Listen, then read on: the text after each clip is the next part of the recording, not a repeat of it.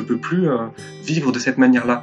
C'est-à-dire, vraiment, j'avais à cœur que Dieu unisse vraiment toutes les dimensions de mon être, que ce soit vraiment, en fait, le Seigneur et le Sauveur de toute ma vie.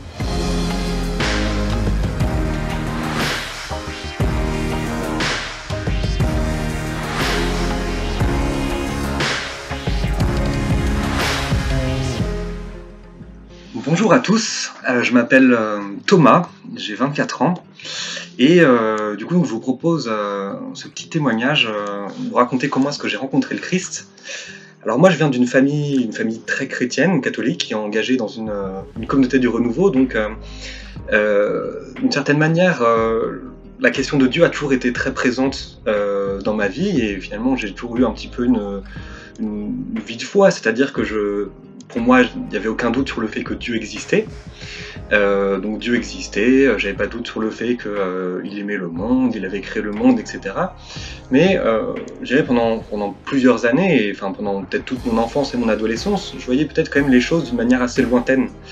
C'est-à-dire que pour moi, ça restait, voilà, Dieu aimait le monde, mais il était au-dessus, quoi.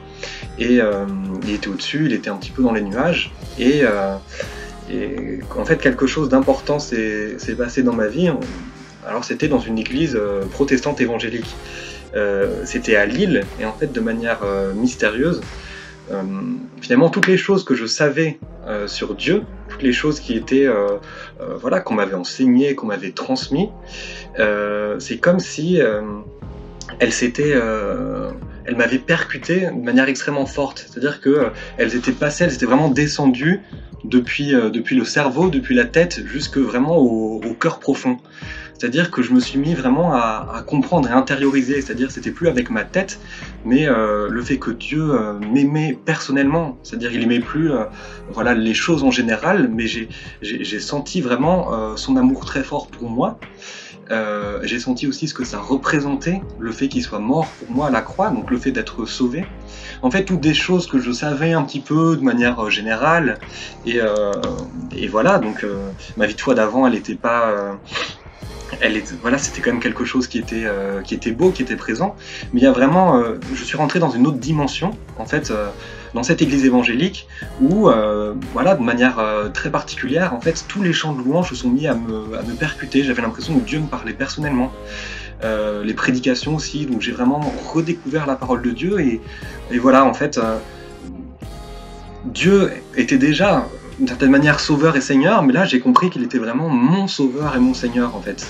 Et voilà, c'est comme si ma vie spirituelle était précisée, elle était vraiment rentrée en profondeur.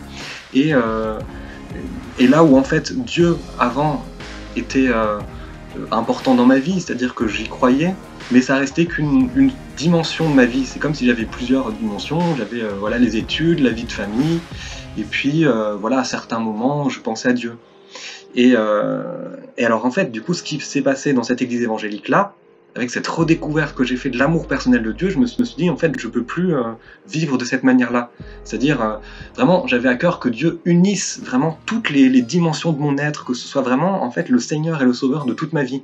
Je voulais que tout lui soit confié, tout lui soit consacré, et que je puisse vivre tout à partir de lui. Je l'ai vu vraiment comme le centre, le cœur de tout, et je voulais vraiment...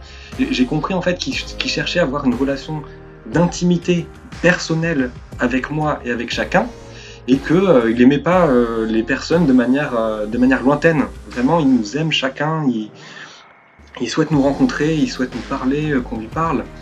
Et c'est vraiment quelque chose que j'ai redécouvert là-bas, et depuis, ça m'est resté, en fait.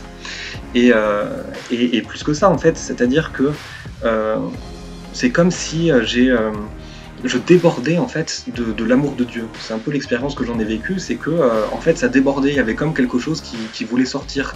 Je sentais que cette expérience que j'avais vécue, il fallait vraiment que je la partage, que d'autres puissent avoir la possibilité de connaître ça, de voir que Jésus, en fait, aujourd'hui encore, elle fait vraiment la joie profonde de notre vie, quelles que soient les circonstances, et que d'être guidé par lui, c'est la chose la plus merveilleuse qui puisse exister pour un homme. Et du coup, vraiment, j'ai senti en fait un amour et une joie qui débordait. Et du coup, ça m'a conduit un peu à m'engager dans l'évangélisation, c'est-à-dire le fait de transmettre ça, de témoigner de ce message-là, et puis même alors d'écrire un livre. Donc ça c'est tout récent, ça date juste de cette année, sur l'évangélisation. Alors j'en profite pour faire une très petite parenthèse de pub, et voilà, si jamais vous voulez acquérir ce livre, il s'appelle Mission Possible, il est possible de le commander en ligne sur le site des Éditions des Béatitudes.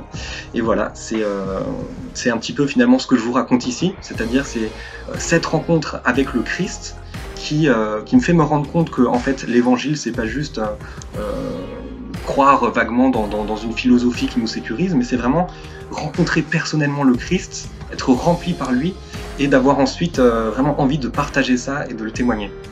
Donc vraiment c'est ce que je souhaite à chacun d'entre vous, et je voudrais vraiment prier le Seigneur, je prie vraiment dans le nom de Jésus par le Saint-Esprit, que vous puissiez tous faire cette rencontre avec le Christ. Même voilà, si peut-être que vous connaissez déjà le Seigneur, que vous avez une éducation chrétienne, mais vraiment que vous puissiez faire un pas de plus dans la rencontre avec Dieu, et vraiment prendre conscience qu'il veut une relation personnelle d'intimité, et qu'il aime le monde entier certes, mais il vous aime aussi vous personnellement.